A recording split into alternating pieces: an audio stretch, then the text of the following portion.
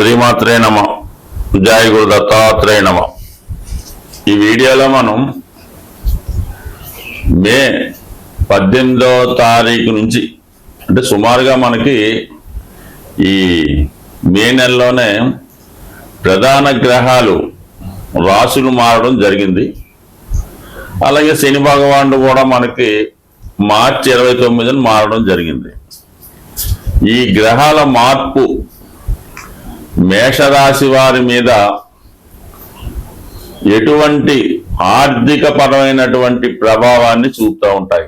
అయితే ముఖ్యంగా మనం చెప్పేది ఏంటంటే ఈ వీడియోలో మేషరాశి వారికి మారిన ప్రధాన గ్రహాల ప్రభావం ముఖ్యంగా ధనయోగాలు, రాజయోగాలు ఏ విధంగా ఏర్పడతాయి, వీరు ధనం సంపాదించాలంటే ఏ ఏ రంగాల్లో స్థిరపడితే బాగుంటుంది, ఏ ఏ ప్రయత్నాలు చేయడం వల్ల వీళ్ళు ఆర్థికంగా ఎదగాలనే భావన కలుగుతూ ఉంటుంది. ఇవన్నీ ముఖ్యంగా కేవలం ఆర్థిక పరమైనటువంటివి, ధనయోగాలు మాత్రమే ఈ వీడియోలో తెలుసుకునే ప్రయత్నం చేద్దాం. శ్రీమాత్రే నమ. జయ గురు దత్తాత్రేయ నమ.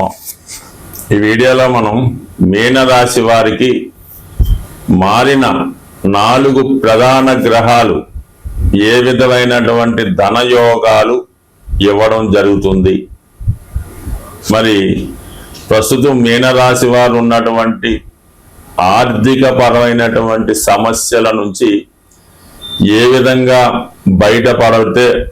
బయటపడడానికి మార్గాలు ఏంటి అన్న విషయాన్ని మనం పరిశీలించే ప్రయత్నం చేద్దాం. మీనరాశి వారు సాధారణంగా అతిగా ఏమీ ఆశించరు. ఎంత కష్టపడతామో అంతే ప్రతిఫలాన్ని ఆశిస్తారు తప్ప మిగతా వాళ్ళగా అర్ధరాత్రి ధనవంతులు అయిపోవాలి, కోటీశ్వరులు అయిపోవాలన్నటువంటి ఆలోచన అయితే వీటికి ఉండదు. ఏదైనా నిజాయితీగా ఉంటారు, కరెక్ట్గా వారికి ఎంత పేమెంట్ రావాలో అదే తీసుకుంటారు. ఇది మీనరాశి వారు. అందుకని ఎప్పుడు బ్యాలెన్స్గా ఉంటారు వీళ్ళు. మరి ఇప్పుడు ఈ రాశిలో మరి జన్మశని నడుస్తుంది. వీళ్ళకి జన్మస్థానంలో ఉన్నటువంటి శని చాలా మానసిక అశాంతిని, బలహీనతని కలిగించి నిరుత్సాహపరుస్తుంటాడు అన్నమాట. ఏ అవకాశం వచ్చినా దాన్ని చేపట్టడానికి రెడీగా ఉండరు వీళ్ళు. అంటే వీళ్ళ యొక్క ప్రస్తుతం వీళ్ళ యొక్క స్థితిని, లేదంటే వీళ్ళ యొక్క స్టేటస్ని, వీళ్ళ యొక్క అర్హతని చూసి ఎవరన్నా ఓ మంచి అవకాశం ఇద్దామని వచ్చారనుకోండి, దాన్ని ట్యాకప్ చేయడానికి పెద్దగా ఇష్టపడరు. మీరు ఏదైనా మా కాలేజీలో ప్రిన్సిపల్గా రండి, మా కాలేజీ మొత్తం మీ చేతిలో పెడతామని అవకాశం ఇస్తే వాళ్ళు దాన్ని టేకప్ చేయడానికి రెడీగా ఉండరు. అంతరకంగా ఎలా ఉంటుంది, మనం చాలా వర్రీగా ఉన్నాం కదా, ఇప్పుడు మనం న్యాయం చేయగలమా అన్నటువంటి ఆలోచన కూడా రావటం వల్ల కామన్గా వీళ్ళకి వచ్చిన అవకాశాలని వదులుకోవడం జరుగుతూ ఉంటుంది. అయితే మనం ఇప్పుడు కేవలం ధనయోగాల కోసం మాట్లాడుతున్నాం కాబట్టి మరి దీనికి మీరు ఇంకా ఎక్కువ కష్టపడవలసి వస్తుంది. ఇది మీకు 12వ స్థానంలోకి రాహు వచ్చాడు, రాశిలో శని ఉన్నాడు. ఈ రెండు కూడా మీకు డబల్ మాట. అంటే శనివత్ రాహు అన్నట్టు ఇద్దరు కూడా 2 శని గ్రహాలు. అంటే ఒక విధంగా 7 శని 2 రకాలుగా మిమ్మల్ని ఒకటి జన్మశనిగా ఇబ్బంది పెడుతుంది, వెనక్కి రావడం వల్ల 12వ స్థానం అంటే గతంలో చేసిన పొరపాటు సరిదిద్దేలాగా. అంటే ఏముంటుంది, అప్పు ఇచ్చినప్పుడు ఖర్చు పెట్టి ఆ ధనం పోగొట్టుకుంటారు. ఇప్పుడు వాటి నుంచి ఒత్తిడి మొదలవుతుంది, ఇప్పుడు మన దగ్గర ధనం ఉండదు. ఈ విధంగా ఈ 2 మిమ్మల్ని బాగా వర్రీ చేస్తున్నాయి. అయితే మరి ధనయోగాలు ఏమిస్తాయి? గురువు ఒక్కడు ఇవ్వాలి మీకు రాశ్యాధిపతిగా. ఆ గురువు ఏమో ప్రస్తుతం 4వ స్థానానికి వచ్చాడు. అంటే 4, 8, 12 యాక్టివేట్ చేయడం జరుగుతుంది. ఎటు వచ్చి అదృష్టవశాత్తు 10వ స్థానాన్ని, కర్మస్థానాన్ని, స్వక్షేత్రాన్ని, సహజ భాగ్యస్థానం మీకు 10వ స్థానం అవటం వల్ల కేవలం మీరు దైవ బలం మీద, ఆధ్యాత్మిక విలువల మీద, పూర్వపుణ్యం మీద ఆధారపడవలసి ఉంటుంది.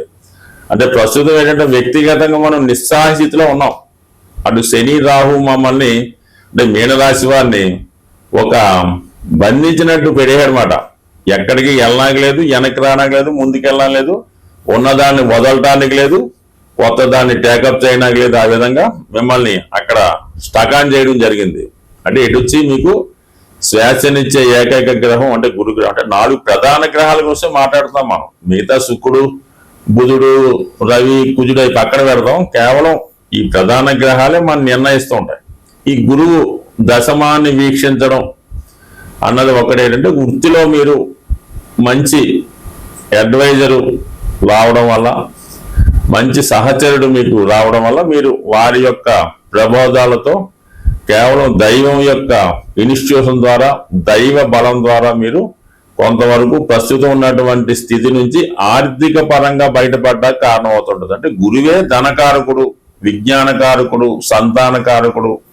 అందువల్ల గురుబలం బాగుంటేనే మనకి సమయానికి ఆ సమస్య పరిష్కారం అవుతుంటుంది. అంటే సమయానికి మనకి ఏదైనా బాగా ఆకలేసింది, డబ్బులుంటే సరిపోతుందా, దానికి ఆహారం కూడా సమకూరాలి. కాబట్టి మీకు సమయానికి ధనం అన్నా వస్తుంది, ఆ సబ్స్టిట్యూట్గా ఆహారం అన్నా వస్తుంది, ఒక ప్రసాదంలా ఏదైనా అంది మీ యొక్క సమస్య అయితే తీరుతుంది.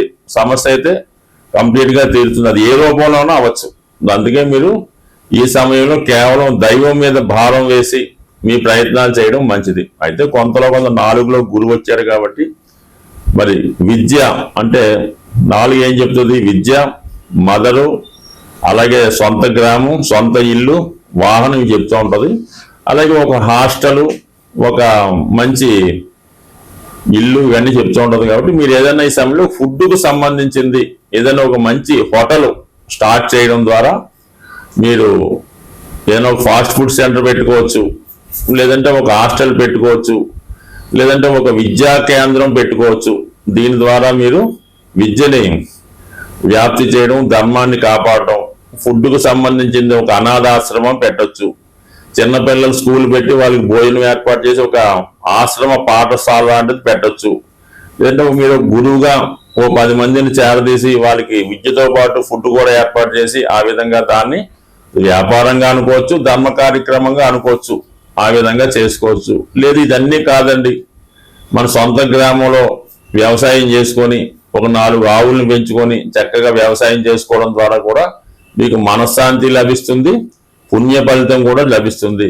లేదా ఒక గోశాలు పెట్టుకోండి, లేదంటే ఒక చిన్న దేవాలయం లాంటిది, ఒక పూజా మందిరం లాంటిది నిర్మించుకొని మిమ్మల్ని మీరు పూజలు చేసుకుంటూ వచ్చిన వాళ్ళు కూడా ఒక మంచి మార్గాన్ని చూపి వాళ్ళని కూడా ఈ పాపాల నుంచి విముక్తి కలిగించి ఈ విధంగా కూడా చేసుకోవచ్చు. అంటే కొంతమంది కొన్ని ప్రార్థనా మందిరాలు స్థాపించి సంపాదిస్తున్నారు కదా, అది వేరే కమ్యూనిటీ వాళ్ళు. మన సాంప్రదాయంలో మనం కూడా ఒక దేవాలయం లాంటిదో, ఒక ప్రార్థనా మందిరమో, ఒక ఆశ్రమం స్థాపించి ఆ విధంగా కూడా మనం ప్రజాసేవ చేస్తూ ధర్మాన్ని కాపాడే విధంగా చేసుకుంటే, బట్ ఏదైనా ధర్మ కార్యక్రమాలు విద్య సంబంధించిందే ఈ రాశి వారికి వస్తాయి తప్ప వేరే విధంగా వ్యాపారాలు అనెతికల్ ఇవే రాశి వారికి కలిసి రావు. కాబట్టి సాంప్రదాయమైనటువంటి వృత్తుల్లో స్థిరపడితే కొంతలో కొంత బ్యాలెన్స్ గా వెళ్తుంది, కష్టాల నుంచి బయటపడేలా చేస్తుంది ఈ గురువు. అందుకని గురువుని సేవించడం, గోవుని సేవించడం వల్ల మనశ్శాంతి లభిస్తుంది. స్వస్తి. ధనయోగాలు జాతకంలో ఉన్నా లేకపోయినా కొన్ని మనం సాంప్రదాయాల్ని పాటించడం వల్ల ప్రతి ఒక్కరికి కూడా ధనయోగం ఏర్పడుతుంది. ఆర్థిక పరిస్థితి ఏమి అంటే మెయిన్గా నెసరీస్కి లోటు లేకుండా ఉంటే చాలు ఎవరికైనా. ప్రస్తుతం ఎంత సంపద అన్నది వాళ్ళ దాన్ని బట్టి ఉంటుంది. బట్ ఏదైనా జీవన విధానం లోటు లేకుండా ఉండాలంటే, అంటే ఇప్పుడంటే మనకి ఈ రూపాయి నోట్లు ఆ ధనంగా మారింది. కాబట్టి పూర్వకాలంలో గోవులే సంపదగా ఉండేది. అది అందుకనే పూర్వకాలంలో రాజ్యాలు అయినప్పుడు ఈ గో సంపదని అపహరిస్తే రాజ్యం దివాళా తీసినట్టు ఉండేది. అలాగే పూర్వం ఈ ధనం ఏదైనా అప్పు కావాలంటే ఆ గోవుల రూపంలోనే తెచ్చుకోవడం జరుగుతూ ఉంటుంది. ఎవరి దగ్గర ఎక్కువ గోవులు ఉంటే వాడే రాజు, చక్రవర్తిగా ఉండేవాడు. కాబట్టి ఇప్పుడు కూడా మరి పూర్వకాలం అంటే ఒక 40-50 సంవత్సరాల క్రితం ప్రతి కుటుంబంలో కూడా ఒక గోవుని కంపల్సరీగా వారు పెంచుతూ ఉండేవారు, దాన్ని పూజిస్తూ ఉండరు. అప్పుడు ఆ కుటుంబాలు చాలా సర్వ సౌఖ్యంగా ఉండడం జరుగుతూ ఉండేది. అలాగే అది చిన్నతనమో గొప్పతనమో తెలియదు కానీ పాలుకి సంబంధించినటువంటి వ్యాపారాలు, అంటే అది వ్యాపారం అనకూడదు, పాలు నలుగురికి ఇవ్వడం, ఆ పాలు అవ్వచ్చు, దాని పాలు సంబంధించిన ప్రొడక్ట్స్, పాలు, పెరుగు, వెన్న, నెయ్యి, పెరుగు, ఇవన్నీ కూడా ఎవరైతే అది వ్యాపారంగానో కులవృత్తిగా చేసేవారు వారు చాలా సంపదగా ఉంటుండేవారు.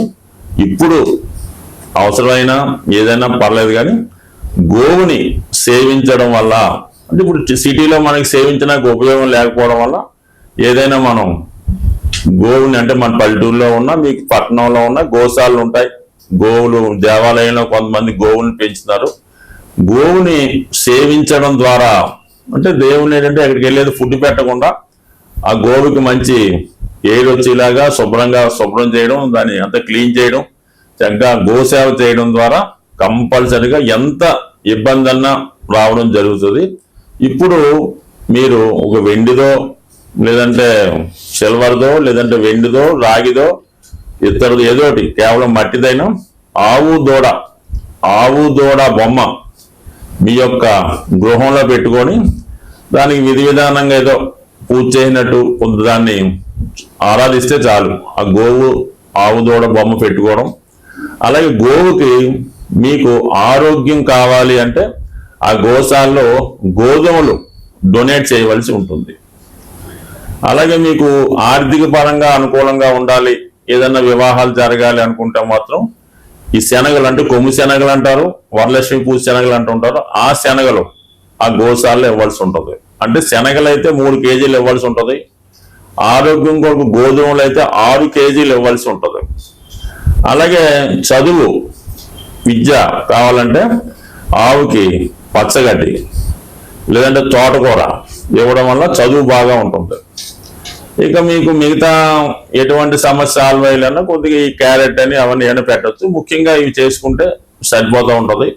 అలాగే ఆవును కూడా ఒక భక్తి స్వరూపంగా పెట్టాలన్నమాట. ఏదైనా మంచి శ్రేష్టమైనవి ఇవ్వాలి, అవి గోశాలలో ఇవ్వడం కానీ, ఆవుకు ప్రత్యక్షంగా మీరు పెట్టడం కానీ, మొత్తం మీద గోవుని సేవించడం ద్వారా కంపల్సరిగా మీకు ఎటువంటి సమస్యన్న పరిష్కారం అన్నది ఖచ్చితంగా అవుతుంది. కాబట్టి గోవుని సేవించి ధనవంతులు అవ్వడం అన్నది చాలా ఇంపార్టెంట్.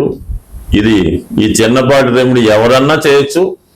ఎవరు చేసినా వాళ్ళకి ఏది కావాలో మనం అడగక్కర్లేదు, గోవే ఇస్తుంది. అంటే పూర్వం అన్నది, అంటే మీకు పర్టికులర్గా నేను చెప్పక్కర్లేదు, ఈ విశేషాలన్నీ మన పెద్దలు చెప్తూ ఉంటారు.